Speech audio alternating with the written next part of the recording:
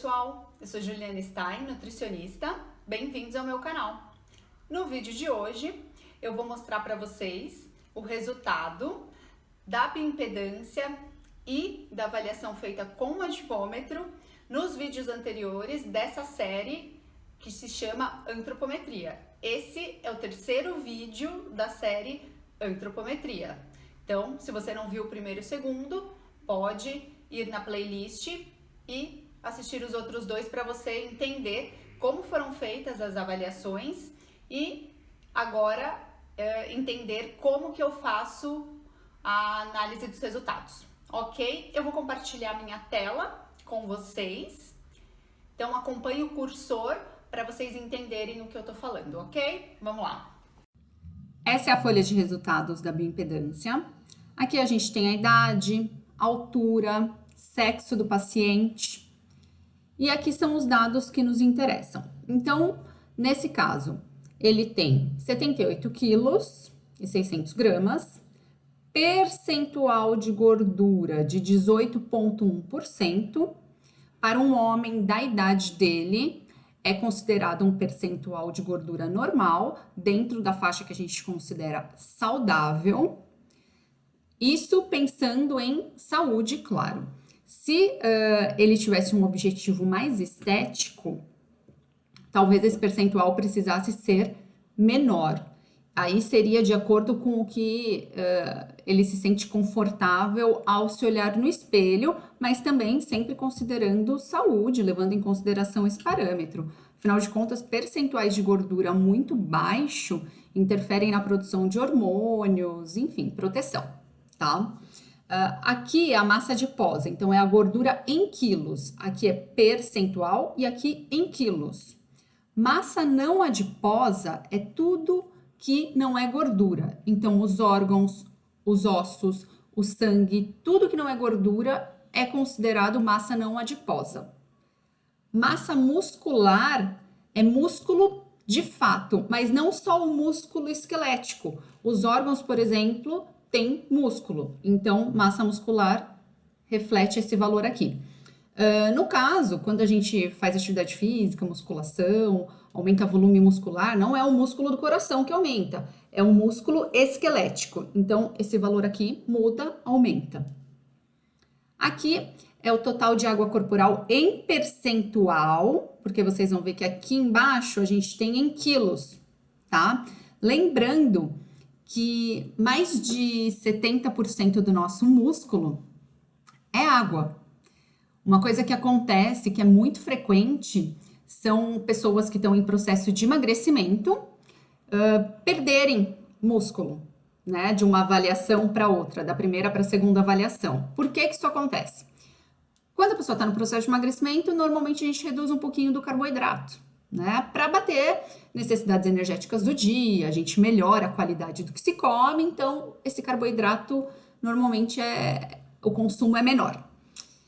Uma molécula de carboidrato, eu já falei isso, ela atrai 4 moléculas de água. Então, se você diminui o armazenamento de glicose, de carboidrato no músculo, você também diminui o armazenamento de água. E, consequentemente, na próxima pesagem, você vai ter perdido água. Por isso que é importante saber avaliar a bioimpedância, né? Às vezes tem gente que fala, pô, mas eu perdi músculo. Não necessariamente, pode ser a água que estava dentro desse músculo, já que a balança ela mostra pra gente a água corporal total e não separa água extracelular de água intracelular. Até dei uma gaguejada. Se eu olhar só o IMC dele, que é o índice de massa corporal, é um IMC de sobrepeso. Mas como ele é uma pessoa muito ativa, não é uma pessoa sedentária e o percentual de gordura dele está dentro do que a gente espera para se ter saúde, então a gente descarta o IMC. E aqui é a massa óssea em quilos, tá certo? Eu particularmente não gosto de usar essas referências, eu gosto de usar outras referências de acordo com o perfil do paciente, então eu nunca me baseio nessa referência que vocês estão vendo aqui, tá bom? Aqui, do ladinho direito, a gente tem um comparativo do percentual de gordura com a massa muscular. Nesse caso, eu vou até dar um pouquinho mais de zoom para vocês. Aqui, ó. Nesse caso, ele mostra que ele é uma pessoa normal, né? Nem muito atlético e nem muito mirradinho. É uma pessoa normal, com um bom percentual de gordura, com um bom volume muscular. Por exemplo, se ele fosse mais musculoso e tivesse um percentual de gordura menor, tivesse menos gordura em quilos, provavelmente ele estaria aqui, ó, magro e musculoso. Ele coloca musculado a balança, né? Ou se ele tivesse menos gordura, não, mais gordura e menos músculo, provavelmente ia estar aqui, pouco exercício. Então, é um parâmetro legal para a gente ter, esse daqui. Deixa eu diminuir aqui para a gente voltar. Aqui ele mostra a gordura visceral. Gordura visceral é a gordura que a gente tem entre os órgãos. É perigoso ter muita gordura visceral, porque está ligado ao aumento do risco cardíaco, risco cardiovascular. Nesse caso, tá tudo bem, tá? Acima de 13 seria um pouco mais preocupante. Temos aqui também a taxa metabólica basal, que é o quanto o indivíduo gasta em repouso, deitado simplesmente para viver. Ele gasta 1.800 calorias só para sobreviver, ou seja, tem pessoas que fazem restrição muito drástica de calorias e nem imaginam o quanto o corpo usa simplesmente para sobreviver, né? Em repouso, deitadinho ali, tranquilo. E aí essa pessoa depois acaba perdendo massa muscular e não sabe por quê. Aqui ele faz uma análise segmentada de músculo, então quanto que tem no tronco em quilos, no braço esquerdo, no braço direito, perna esquerda, perna direita. É normal a gente ter uma diferença de uma perna para outra, de um braço para o outro, tá? Até porque a gente tem pessoas canhotas, pessoas destras, então a gente tem mais força em determinado lado do corpo. Você vê que ó, o lado direito dele condiz com uma pessoa destra, tá vendo? Interessante isso. E aqui a distribuição, a segmentação de gordura, né? Então, do tronco, do braço esquerdo, direito, perna direita, e além dos quilos, ele mostra o percentual. Então, no caso dele, ele tem um pouquinho mais de gordura no tronco, né? Que seria principalmente a região abdominal, que isso é visível, né? A gente consegue identificar. Bom, essa é a folha, então, de resultados da bioimpedância. Agora, vamos para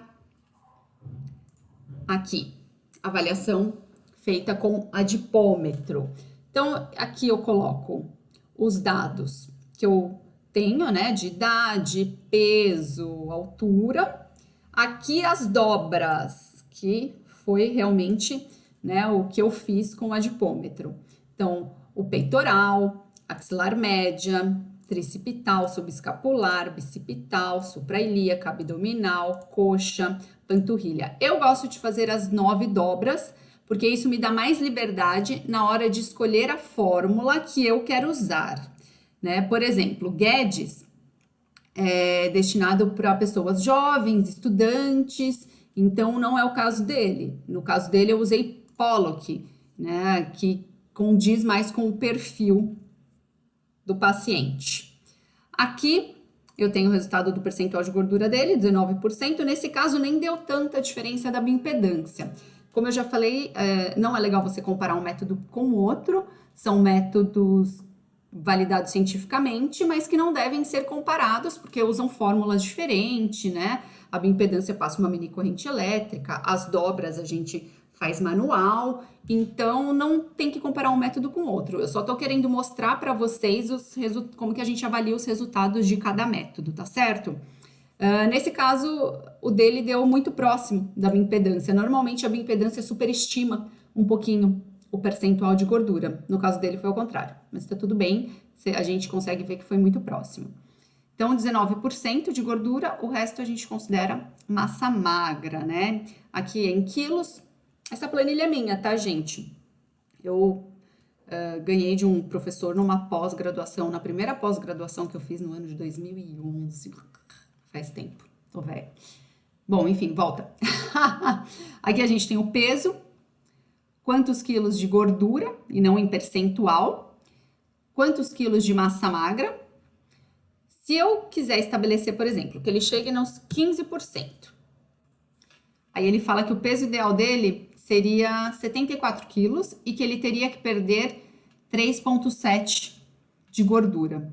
De gordura, não de músculo, tá? Vocês conseguem ver que o uso do adipômetro não mostra pra gente quantidade de água, percentual de água, né? Mas a gente consegue ter aí uma noção do percentual, né? Um parâmetro para trabalhar. Eu particularmente gosto mais do adipômetro porque não exige preparo, né? Um preparo tão rígido quanto o da bioimpedância.